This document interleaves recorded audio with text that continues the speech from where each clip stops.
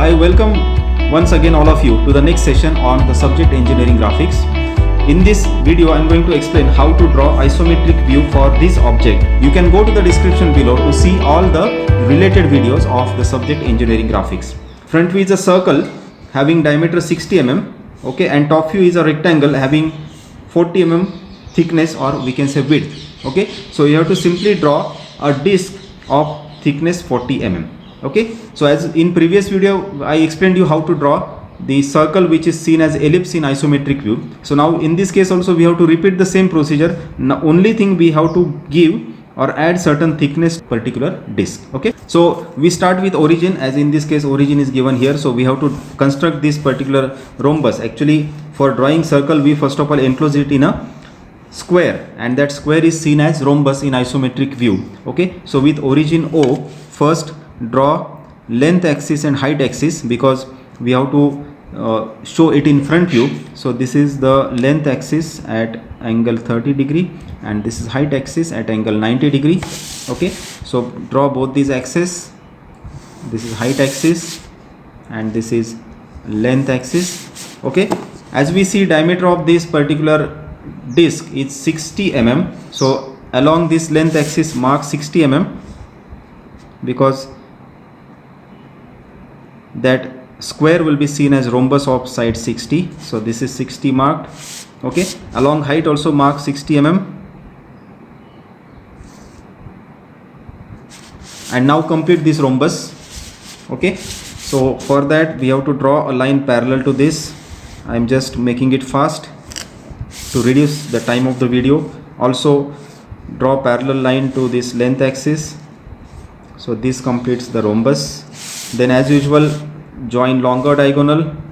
So this is longer diagonal joined. Then the edges opposite to the longer diagonal, mark their midpoints. So midpoint of this is 30 mm from either side. Similarly midpoint of this edge at 30. And now the corners of the rhombus which are opposite to the longer diagonal are to be joined with these midpoints. So we see, so join with the midpoint opposite to this corner, join with midpoint which is opposite to the corner. Okay, and we get now 4 different centers. So this is center 1, center 2. Okay, let us name them for you to understand. Then center 3, and here is the center 4. You can see my previous video on how to draw ellipse, that is circle, in isometric view. Okay, now with center 1 and this much radius we have to complete this part of the ellipse. Now as I have not drawn it exactly parallel, so there may be some variation. Please ignore that, just understand the procedure. Similarly with center 2 and this much radius, I need to draw this much part of the ellipse. Okay, now with center 3 and we see this much radius, complete this part of the circle. And finally with center 4 and this much radius, I need to complete this rest of the part of that circle. Okay, so as I told you, I have not drawn these rhombus lines exactly parallel. Okay, just imagine that it is exactly parallel, then you will expect all these points to meet exactly at the required locations. Okay, now I have to give certain thickness to the disc, and that thickness is 40 mm. So in this case, to show the thickness, we have to just transfer these 4 different centers by a depth of 40 mm. Okay, because the depth will be seen along this 40 mm depth will be seen along depth axis. That's why first locate the depth axis. Draw the depth axis at angle 30 degree. Okay, so this is depth axis which is drawn at 30 degree, right? And just now we have to just transfer these 4 different centers along the depth by a distance of 40 millimeter. Okay, so for that purpose we can just draw lines parallel to this depth axis through these 4 different centers. So this is the line through center 4, then through center 2, then as we see here center 3, and here is through center 1. Okay, so these 4 different parallel lines are drawn. Now we have to just shift this center by a distance of 40 mm. Okay, so just take distance 40 in compass. Okay, we can make it even fast by taking distance 40 in compass and mark the new locations of these centers along those lines. Okay, so this is new location of 1, here is the new location of 2, then new location of 3 and new location of 0.4, right? So I'll just extend this line which was not extended. Okay, now for you to understand, actually later on after practicing you will be able to locate the centers easily. So this, let us, for the purpose of understanding, I am naming this as 1 dash, then this is 2 dash, as we see here 3 dash, and here is center 4 dash. Okay, now what we have to do, we have to first of all extend the edges up to which we need to extend that curve. As we see here, with center 1 I had drawn this much arc which is to be extended up to here. So I am just drawing one line so that I will come to know up to where I need to just extend a curve which is parallel to this at a depth 40.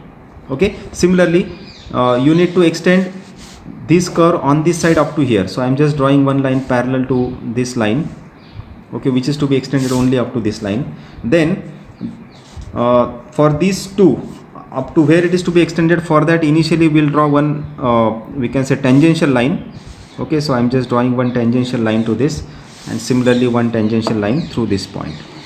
Okay, now here let us see how to shift the centers.